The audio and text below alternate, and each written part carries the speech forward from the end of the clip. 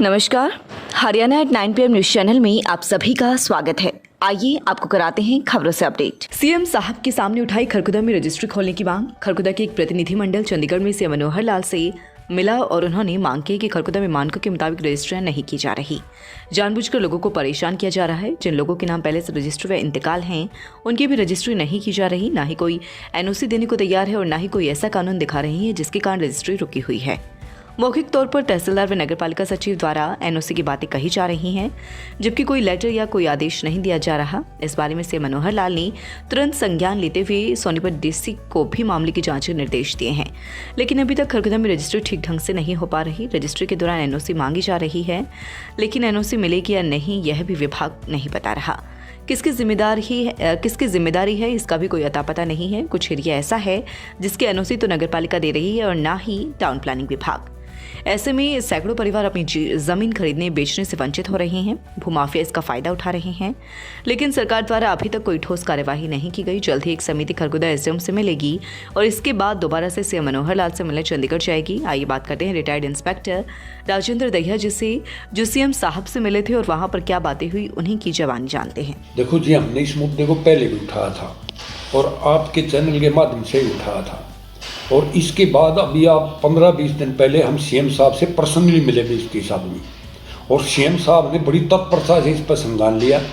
हमने उनको बताया जी जब 2041 तक के प्लान की में आपने जो बाईपास है खरखुदा उस तक रेजिडेंशियल एरिया घोषित कर दिया, और बार बार अखबार के माध्यम से भी आप कह रहे हैं भाई जिसमें 50% कंस्ट्रक्शन हो चुकी है उनमें गवर्नमेंट पूरी मान्यता देगी, पूरी सुविधा देगी आवास शुल्क जमा कराने के बाद। हमने ये सारी बातें सीएम साहब को बताई।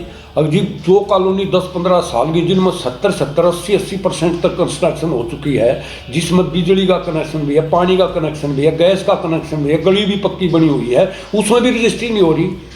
तो उन्होंने बड़ी तत्परता से संज्ञान लिया, खुद नोट किया कॉलोनी के नाम जो हमने लिखा है। पूरी कॉलोनी में तो मुझे ध्यान नहीं था, लेकिन 6-7 कॉलोनी के नाम मैंने वहाँ लिखा है, जिसमें प्रताप कॉलोनी थी, ये गुरुकुल वाली कॉलोनी थी, थाना कॉलोनी थी, थाना रोड वाली, और ये मंदिर वाली कॉलोनी थी। ये 6-7 कॉलोनी के मैंने नाम लिखा है, बाकी मुझे ध्यान नहीं था। तो उन्होंने खुद नोट किया, पीए साहब को आदेश करे भाई ये क्या बात है, क्यों नहीं हो रही खरखुदा में रजिस्ट्री। और दूसरी बात, हम रोहतक में 3 दिन पहले मैं 1 एकड़ ज़मीन की रजिस्ट्री कराने गया, मुझे ऐसा महसूस हुआ जैसे मैं दूसरे देश में जा रहा हूँ। कोई भ्रष्टाचार नहीं, कोई भीड़ नहीं, टोकन कटवाओ, आराम से रजिस्ट्री कराओ और अर्जी नवीस कागज दे देता और भीतर जाओ, 10 मिनट नहीं लगती। कहीं भी कोई परेशानी नहीं, ना एनओसी में ना रजिस्ट्री में। खरखुदा में ही ऐसा क्यों है, हमारी समझ से बाहर है ये बात। कुलदीप पहलवान जी ने भी बहुत अच्छी बात उठाई थी, पूरी इसकी डिटेल बताई, पूरा ये रेजिडेंशियल एरिया वगैरह के बारे में बताया बाईपास तक।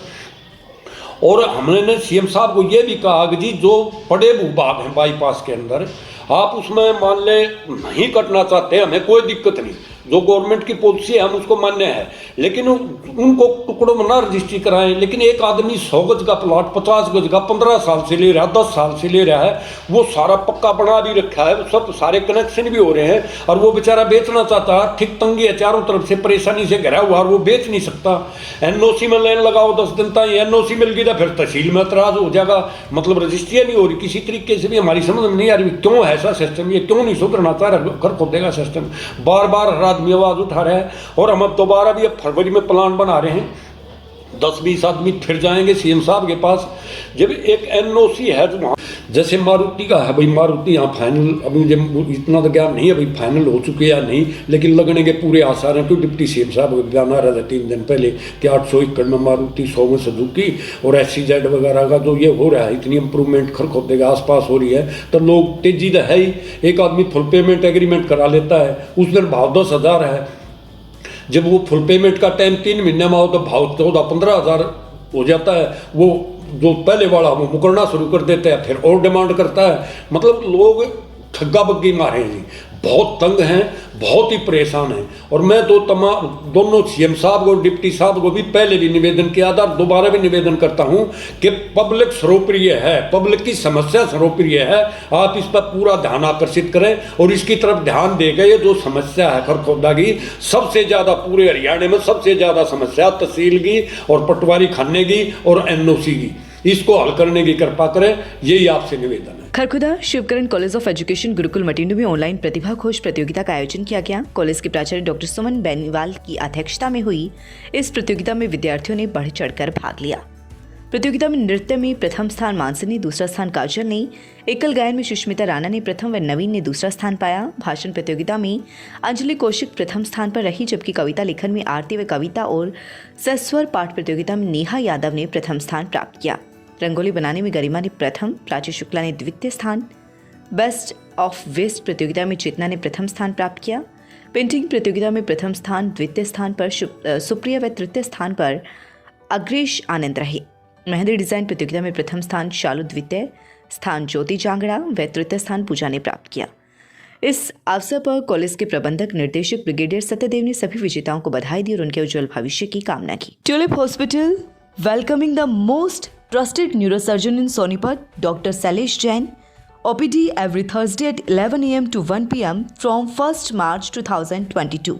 For more information, please contact 8199934919 और 9817114531। खरखुदा वहीं आम आदमी पार्टी की तरफ से खरखुदा में नेताजी सुभाष चंद्र बोस को याद किया गया। इस मौके पर हल्का अध्यक्ष नवीन दहिया ने कहा कि नेताजी ने आज़ादी की लड़ाई में अपना अविस्मरणीय योगदान दिया है। उनकी वजह से अंग्रेजी हुकूमत से उनका नाम का खौफ था। उनकी जय हिंद सेना को कुचलने के लिए अंग्रेजों ने कई प्रयास किए, लेकिन हर बार विफल ही रहे। नेताजी ने देश के भटके हुए युवाओं को आज़ादी की लड़ाई में अग्रिम पंक्ति में लाकर खड़ा कर दिया था। आज तक उन जैसा दूसरा कोई क्रांतिवीर पैदा नहीं हुआ। आम आदमी पार्टी से महिला अध्यक्ष कविता कौशिक ने कहा, नेताजी ने देशभक्ति की भावना व युवाओं में जोश भरा। महिलाओं को भी समाज में बदलाव के लिए आगे आना चाहिए ताकि समाज का भला हो सके। अब समय आ गया है राजनीति बदलने का। रोहना नेताजी सुभाष चंद्र बोस की 125वीं जयंती पर खरखुदा उपमंडल के गांव रोहना में शहीदों के परिजनों, पूर्व सैनिकों व समस्त ग्रामवासियों द्वारा एक भव्य कार्यक्रम का आयोजन करते हुए नेताजी को श्रद्धांजलि दी गई। इस मौके पर देशभक्ति के नारे लगाए गए। देशभक्ति से उत्प्रोत इस कार्यक्रम में शहीदों के परिजनों को सम्मानित करते हुए त्याग, समर्पण एवं साहस की मूर्ति द्वारा उपहार स्वरूप देते हुए नेताजी अमर रही के नारे लगाए गए। इस अवसर पर सूबेदार चंद्ररूप, नाहरा मेजर विजयंत फौजी, देशपाल विकेश अतर सिंह मेंबर, प्रेम, डॉक्टर रवि बस्तीराम, युवा समिति रोहना टीम, मंजीत भोला व नवीन दहिया आदि मौजूद रहे। खांडा में भी तिरंगा युवा समिति के द्वारा नेताजी सुभाष चंद्र बोस की जयंती मनाई गई। इस दौरान समिति के संस्थापक नवीन खांडा ने बताया कि आज़ाद हिंद रेडियो की शुरुआत 1942 में सुभाष चंद्र बोस के नेतृत्व में हुई। जर्मनी में की गई थी ताकि भारतीयों को बाहरी शक्तियों से लड़ने के लिए प्रोत्साहित किया जा सके। आज़ाद हिंद रेडियो का मुख्यालय सिंगापुर और बाद में रंगून में स्थानांतरित कर दिया गया था। भाजपा रोहट मंडल प्रभारी ओम प्रकाश कवाली ने सुभाष चंद्र बोस की जयंती पर सैकड़ों कार्यकर्ताओं, महिलाओं व बच्चों के साथ मिलकर मनाई और तिरंगा फहराया। उन्होंने कहा कि नेताजी सुभाष चंद्र बोस आज़ाद हिंद सरकार के संस्थापक थे। 21 अक्टूबर 1943 को उन्होंने सरकार की स्थापना की और उसके राष्ट्राध्यक्ष बने। सुभाष चंद्र बोस की जयंती बड़ी धूमधाम से मनाई गई। वहीं रोहना गांव में भी नेताजी की 125वीं जयंती पर शहीदों के परिवार सदस्यों, पूर्व सैनिकों व समस्त ग्रामवासियों द्वारा एक कार्यक्रम आयोजित करते हुए नेताजी को याद किया गया। इस अवसर पर सूबेदार चंद्रूप, नाहना मेजर विजयंत फौजी, देशपाल, विवेक अतर सिंह मेंबर, प्रेम, डॉक्टर रवि बस्तीराम, युवा समिति रोहना टीम, मंजीत भोला व नवीन दहिया आदि मौजूद रही। 2001 से लगातार शिक्षा के क्षेत्र में अग्रणी योगदान लगातार जारी। रजिस्ट्रेशन एवं एडमिशन शुरू। नर्सरी से 12वीं तक आर्ट्स, कॉमर्स, साइंस सहित सभी लैब सुविधाएं उपलब्ध। सुभाष चंद्र बोस की जयंती रविवार को बड़ी श्रद्धा व सम्मान के साथ क्षेत्र में मनाई गई। इस दौरान गांव स्तर पर कार्यक्रम आयोजित करते हुए सुभाष चंद्र बोस व उनके फौज के सैनिकों को याद करते हुए नमन किया गया। आज़ादी के अमृत महोत्सव के तहत सुभाष चंद्र बोस की जयंती मंडोरा गांव में मनाते हुए भाजपा पूर्व प्रत्याशी मीना नरवाल ने शहीदों के परिवार को सम्मानित किया और सुभाष चंद्र बोस व स्वतंत्रता सेनानियों के बलिदानों को याद किया। इस मौके पर रोहट मंडल अध्यक्ष शिव कुमार, कप्तान अनिल मंडोरी, संजीव व मंजीत, योगेंद्र, नवीन, दिलबाग मौजूद रहे। किसानों की आय को दोगुना करने के उद्देश्य से सरकार योजना लेकर आई है। रोहतक उपायुक्त कैप्टन मनोज कुमार ने बताया कि सरकार द्वारा किसानों को नए बाग लगाने पर अनुदान राशि प्रदान की जाती है। अमरूद, आंवला व अनार के नए बाग लगाने पर प्रति हेक्टेयर पर 50% तक अनुदान दिया जा रहा है। अमरूद के बाग लगाने पर 11,502 रुपये अनुदान राशि दी जाती है, जबकि अनार के बाग लगाने पर 15,900 रुपये व आंवला के बाग लगाने पर 15,000 राशि अनुदान के रूप में प्रदान की जाती है। अनुदान योजना के तहत एक किसान 10 एकड़ तक बाग लगा सकता है। कैप्टन मनोज कुमार ने बताया कि योजना का लाभ लेने के इच्छुक किसान जमीन के कागजात जैसे कि जमाबंदी व सिजरा आदि के साथ अपनी बैंक कॉपी व आधार कार्ड के साथ जिला बागवानी कार्यालय में संपर्क कर सकते। उपायुक्त ललित सिवाच ने बताया कि रविवार को जिले में कोरोना के 560 नए पॉजिटिव केस मिले हैं, जबकि 326 व्यक्ति कोरोना को हराकर स्वस्थ हुए। उपायुक्त ने स्वास्थ्य विभाग द्वारा जारी कोरोना रिपोर्ट के अनुसार बताया कि अब जिले में कोरोना वायरस के पॉजिटिव मामलों का कुल आंकड़ा 54,921 हो गया है। Birla international school, new branch of Birla in your city, affiliated to CBSE. Create the best future for your children. Admission open pre-nursery to 12th, medical, non-medical, commerce, humanities with Singapore study pattern. Saini health care medical store, Delhi road, Kharkhoda. हमारे यहाँ पर सभी अंग्रेजी व देसी दवाइयाँ सरकारी rate पर मिलती हैं। कोई भी दवाई रियायती मूल्य पर लेने के लिए संपर्क करें। पता main Delhi Chowk, Delhi road, Saini health care medical store, Kharkhoda. Phone number 98 960 85 256। लगातार खबरों से बनी रहने के लिए चैनल को लाइक, सब्सक्राइब और शेयर जरूर करें। धन्यवाद।